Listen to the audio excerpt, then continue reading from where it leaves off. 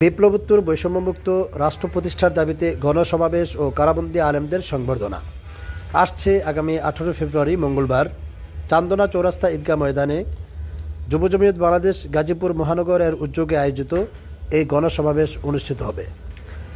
অনুষ্ঠানে প্রধান অতিথি হিসাবে উপস্থিত থাকবেন মাজলুম সাংবাদিক ডক্টর মাহমুদুর রহমান ও প্রধান মেহমান হিসেবে উপস্থিত থাকবেন মাওলানা উবাইদুল্লাহ ফারুক কাসিমি দামাত বরকাতুহুম, সিনিয়র সহসভাপতি জমিয়তে উলামায়ে ইসলাম বাংলাদেশ।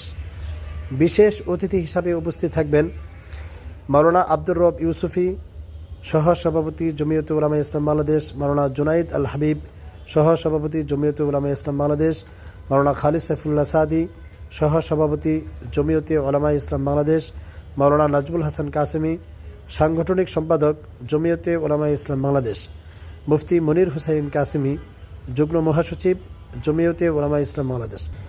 গাজীপুর যুব জমিয়ত মহানগরের উদ্যোগে আয়োজিত এই গণসমাবেশে উপস্থিত থাকবেন দেশের প্রখ্যাত অসংখ্য ওলামায়ে কেরাম, যাদের নাম আপনারা এই যে স্ক্রিনে দেখতে পাচ্ছেন।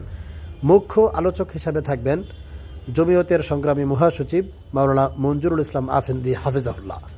থাকবেন মাওলানা বাহাউদ্দিন জাকারিয়া কাসেমি, সিনিয়র যুগ্ম মহাসচিব জমিয়তে উলামায়ে ইসলাম বাংলাদেশ।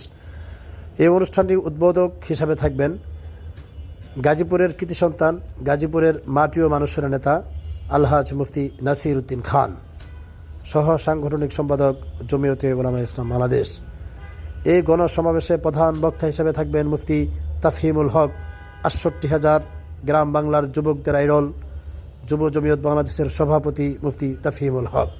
বিশেষ বক্তা হিসেবে থাকবেন মুফতি ইসহাক কামাল, সাধারণ সম্পাদক যুব জমিয়ত বাংলাদেশ।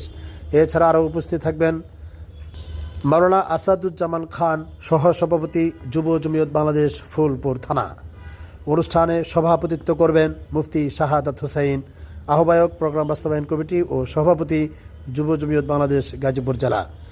চমৎকার এই আয়োজনের সঞ্চালনা করবে মুফতি মাহমুদুল হাসান, মুফতি মোহাম্মদ আকরাম শেখ ও মাওলানা জুনাইদ আল হাবিব।